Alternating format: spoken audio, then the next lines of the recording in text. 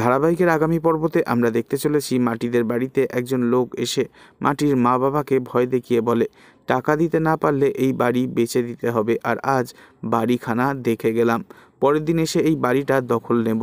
কথা শুনে মাটি এবং মাটির বাবা মার ভীষণই মন খারাপ হয়ে যায়। এরপর একজন লোক মাটিকে ফোন করে, আর মাটি ফোনটা ধরে অবাক হয়ে বলে, কি কাজ আছে? তখন সেই লোকটা বলে, কাজটা শেষ করতে মোটামুটি 5 মাস সময় লাগবে, আর পারিশ্রমিক বাবদ 3 লাখ টাকাও দেয়া হবে। তবে একটা শর্ত আছে।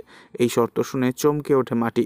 অন্যদিকে দেখা যায় আকাশ শহরে নিজের বাড়িতে ফিরে একজন মহিলাকে একটা প্রস্তাব দেয়। তখন সেই মহিলা খুবই খুশি হয়ে আকাশকে বলে, তার মানে আমাকে এখন ক্রাইম করতে হবে নাকি? তখন আকাশ বলে, সেই রকম কিচ্ছু নয়, ছোট্ট একটা চুরি করতে হবে। কথা শুনে সে খুব ঘাবড়ে যায়। তবে কি এবার আকাশদের বাড়িতেই মাটি যেতে চলেছে?